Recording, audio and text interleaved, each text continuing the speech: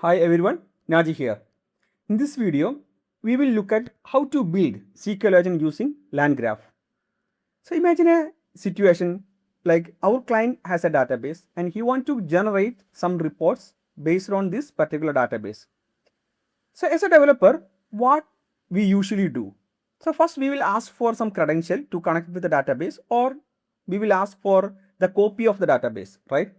Then after connecting to the database, we will explore in the database. We will list all the tables, we will inspect the schema and understand the relationship and check for sample records. So once you understand the structure, then we will start writing the queries, right? So we will write some sample queries, then we will test it and we will see if the syntax is correct. If not, we will rewrite it, and we do a lot of iterations there, right? So this is exactly how SQL agents works. A SQL agent follow the same workflow, but instead of manually doing all these steps, the agent does them automatically. So it's not manual, so agent will do everything automatically. And the good part is the LangGraph or LangChain is already provided with a lot of tools. What we need to do, we need to just integrate this tool, then it will work. Okay, so when we say like SQL agent, it may looks like very big thing, but it's not that much big. Like it's very simple because LangChain has provided a lot of tools to connect with the SQL agent. Okay, that's it. Okay, now we can go through the code. I already have the sample code. We can see like how this works, and we can see the result of this one. Okay, so before going to the notebook, I will show you the database. So let me open my database. Okay, so the Postgres is the database name, and here I have two schema. One is the demo schema and other is the public schema. So in the demo schema, there are two tables are there. One is the order table and other is the user table. Okay, so the order table contains the order assigned to by the or the bought by the users. Okay, so that's it. It's a very simple table, but in the real scenario, it will be like we have like a 100 to 500 table structures. Okay, it's fine. Now coming to the notebook, so what we needed, we need like basic requirement like LangChain, OpenAI, all those things are needed. But other than that, we also need these two packages also. So we need the Psycho G2 also. Then we also need the LangChain community also needed. Okay. Now let's understand this part. Okay. So this is the LangSmith that we are using to track the workflows. Okay. So I already created a YouTube video on the LangSmith. I will share the link with this particular video. You guys can try it out. But in a simple term, the LangSmith will help us to track the calls or the log the calls. Okay, so this is the information with respect to the LangSmith. Okay, now coming to this particular part.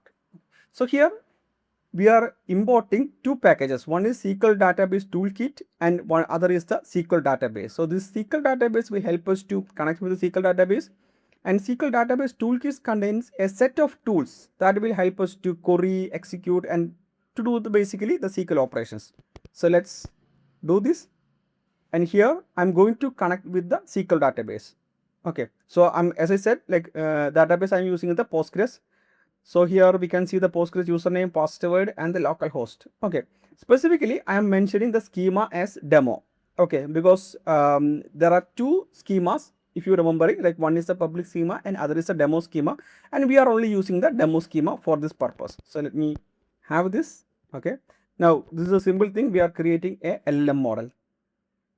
Okay, now next is we need to see the toolkit. Okay, so I'm creating a SQL database toolkit. I'm passing the database connection here, and I'm passing the LLM model, and there is a function called get tools. So this will list out all the tools available for this SQL toolkit.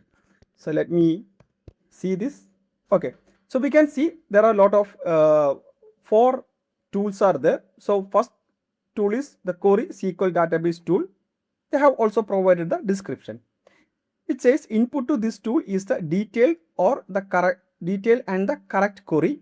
Output is the result from the database. If the query is not correct, the error message will be thrown. Okay, so this is the tool that is used to execute the query. Then info database schema. So this is the input to this tool is the comma separate set of tables.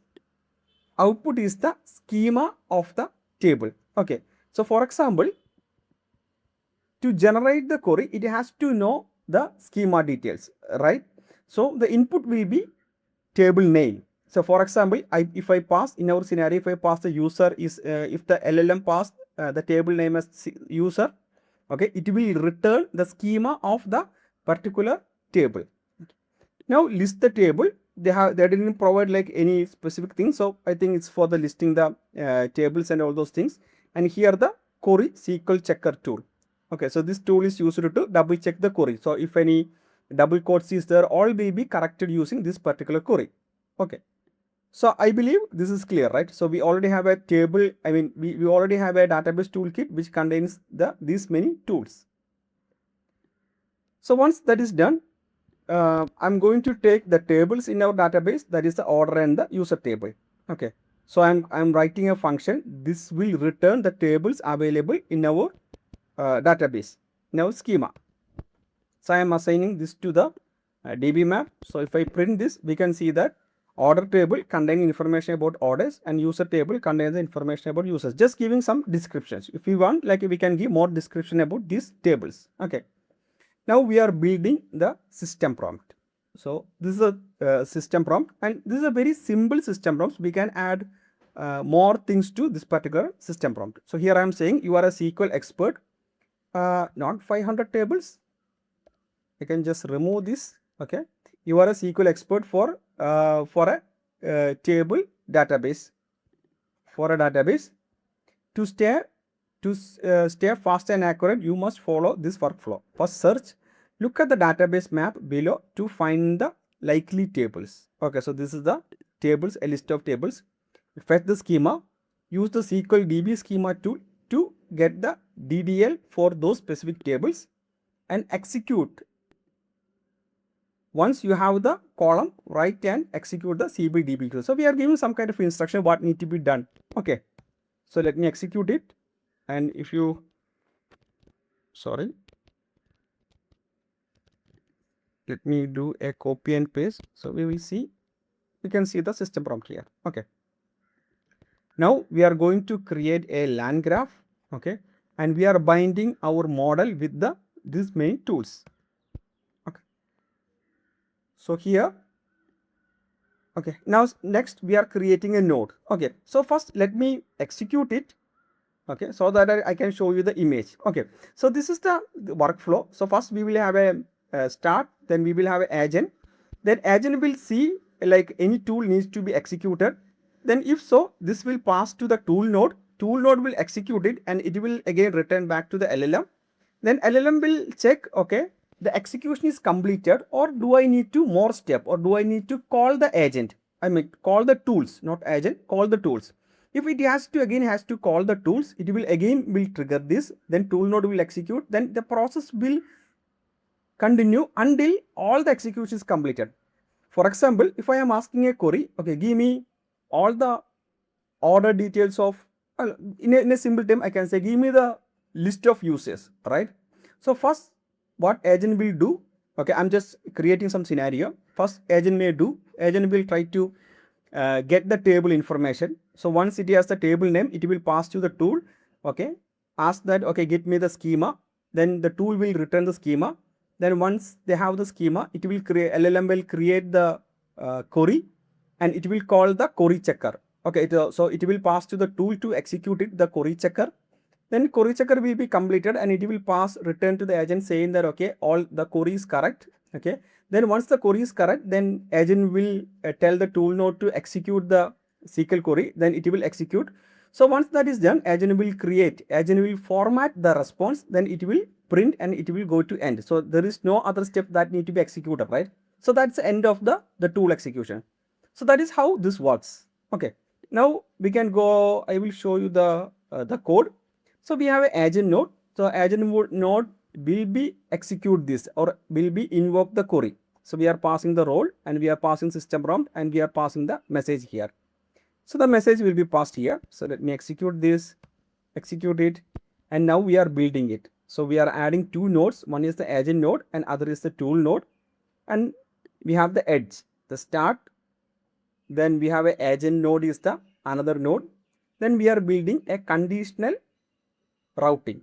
Okay, so here, as I said earlier, it will check the last message contains any tool calls. Okay, so if LLM says, okay, we have to pass this message to the tool, okay, then it will call the tools. Otherwise, this means that, okay, nothing has to be called. We can go to the end. Then I am binding these things and we are compiling the agent. So let's execute it again. Okay. Now I'm going to execute this. Okay, so agent.invoke message, the role is user. I am asking, give me the list of users. Okay, the execution is progress. Let me do a pretty print. Here we can see all the users have been listed here. We can see there are 5 users are there. John Doe, all their details are printed in a very beautiful way. Okay, now what's the next? So next is, here we can see I'm asking about, give me details of orders brought by John. Okay, so we have a John here. Okay, so let me go back to the table. John ID is 1 and let me go to the order. So here we can see user ID 1, John, there are 2 orders are there, right? You can see 2 orders. One is 99.99 amount, other is 149.5 amount. We can execute this. We'll see what is the result. Okay, I'm executing. Oh, sorry, this is the give me the details of orders bought by John. Yeah, I think it's correct. Let me do a pretty print. Here we can see 2 orders, right? One is 99.99, other is 149.50. Right? So, okay, this question is same, duplicate of this one. Okay, so I think it's working pretty well. So in the real scenario, one of the challenges, usually this will take more than 5 seconds. So we have to do a lot of optimization to manage this. Okay, sometimes we have to, it's not, instead of like fully automation, we have to do kind of like a manual intervention, manual checking also have to be done to do some kind of a like a to bring to reduce this latency, because most of the customers will not be agree with like a 6 second or 5 second, I mean 6 second to 8 seconds. So they usually will say that they need the result in between like 3 to 5 seconds. So we have to manage it in that way. So anyway, that is all about in this video. So if you have any questions, please ask me in the comment box. I will try to help that. So please do like and subscribe. Have a nice day. Bye bye.